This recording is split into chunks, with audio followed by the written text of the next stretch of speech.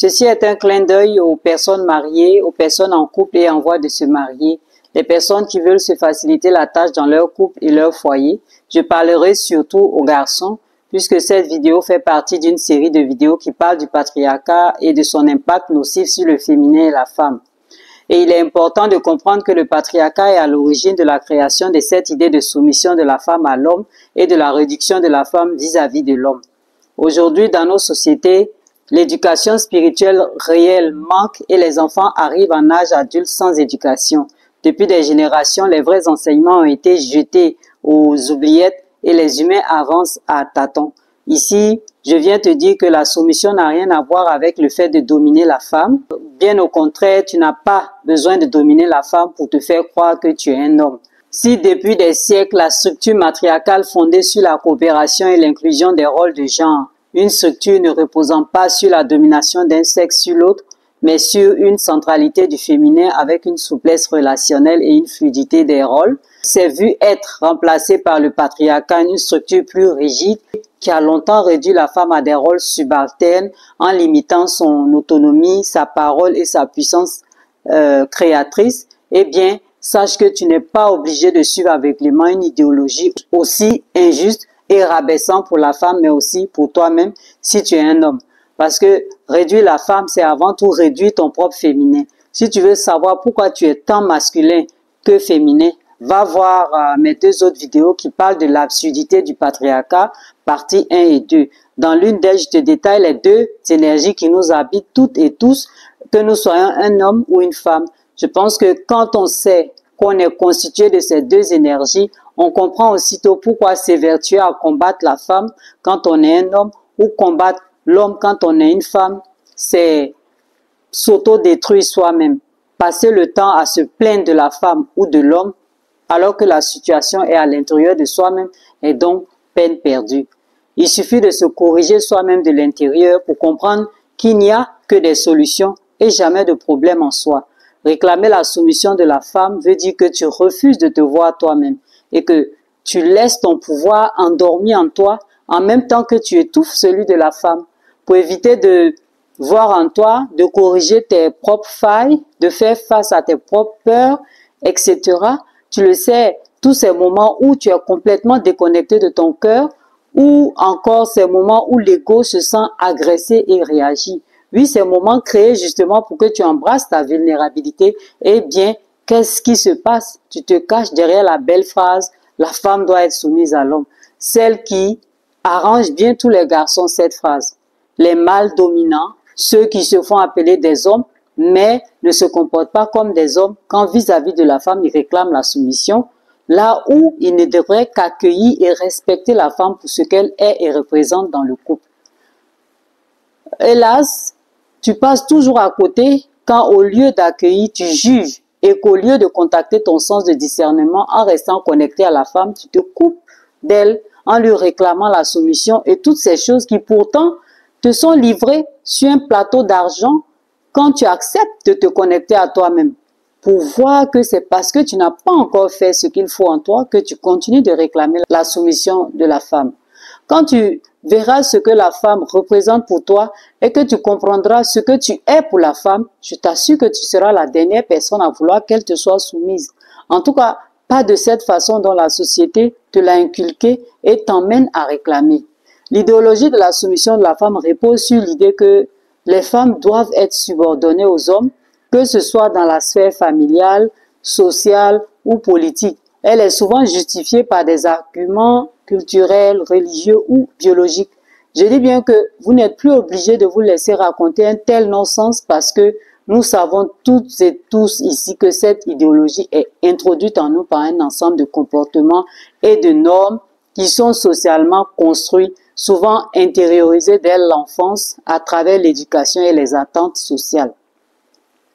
Les inégalités entre les hommes et les femmes commencent dès l'enfance et sont souvent intériorisées à travers l'éducation, les attentes sociales et les stéréotypes de genre. Les stéréotypes de genre jouent un rôle clé dans cette construction sociale. Par exemple, les garçons sont souvent encouragés à être forts et indépendants, tandis que les filles sont poussées vers des comportements plus dociles et protecteurs. Le Le retour à soi règle tout le problème de l'inégalité entre les hommes et les femmes. Le retour à soi, c'est la reconnexion intérieure permettant à chacune et chacun de retrouver son équilibre et son authenticité. Dans le contexte de l'égalité entre les hommes et les femmes, cette démarche peut être une clé essentielle pour dépasser les conditionnements sociaux et les rôles imposés.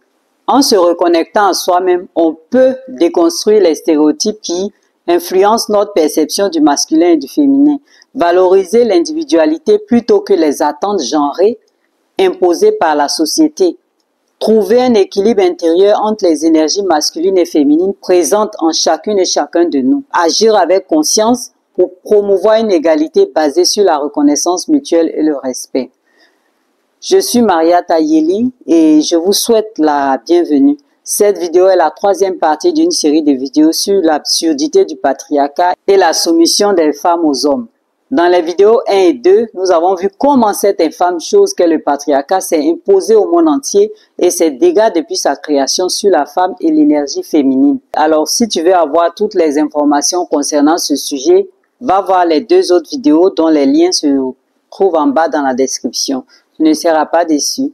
Au vu de tout ce qui a été dit sur le patriarcat, je pense que tu sais maintenant, garçon ou petit homme, que tu es appelé à devenir un homme, un vrai, et que pour cela, il te faudra te libérer le cerveau et le corps des réflexes de mâle dominant, introduits en toi par héritage génétique, donc de par tes parents et tes ancêtres, et renforcés par l'éducation et la société.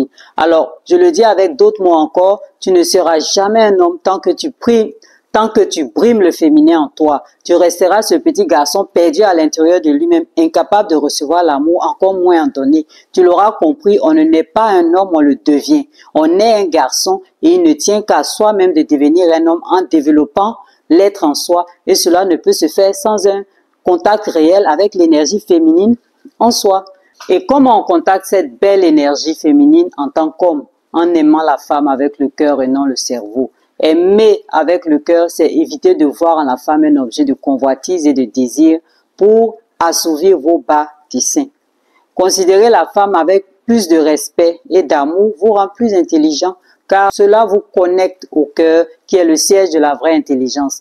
La femme est amour et ne peut que manifester l'amour à quiconque s'en approche avec le cœur ouvert, prêt à recevoir cet amour.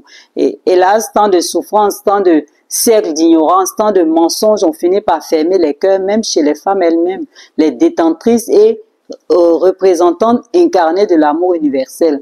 Les femmes sont des canaux parfaits des forces universelles et la source d'où nous provenons toutes et tous passe par elles pour livrer ces messages. Alors, mon garçon, tu es prêt à prendre une femme, tu veux être heureux avec elle, ne cherche pas à la dominer.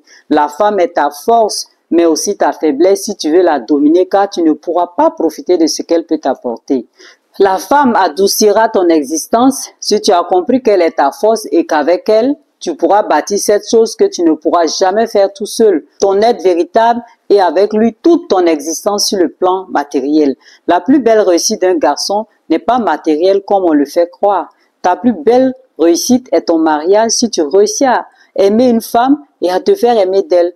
Tu auras gagné ta vie. Alors, n'attends pas de la femme qu'elle te soit soumise. Tu n'as pas besoin d'une femme soumise, mais d'une femme, une vraie femme. Une vraie femme, c'est celle qui sait suffisamment, celle qui s'est suffisamment connue elle-même. Cette femme sait pourquoi elle se marie avec toi ou pourquoi elle est mariée avec toi.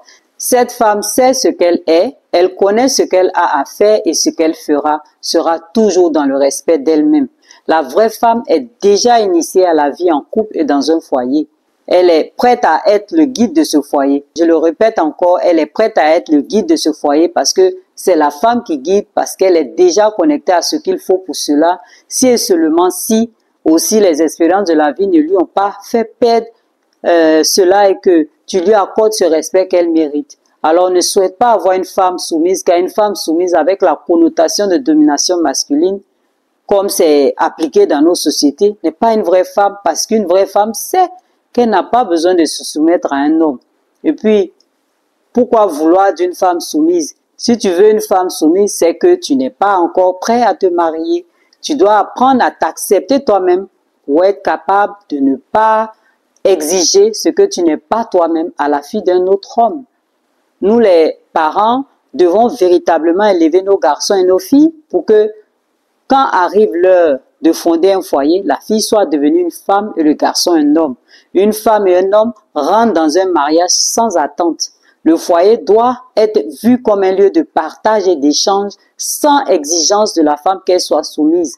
La soumission n'est pas ce que vous croyez et vous allez comprendre pourquoi. Si vous allez voir ma vidéo sur la soumission intitulée « L'homme doit être soumis à la femme » dont le lien se trouve en bas dans la description.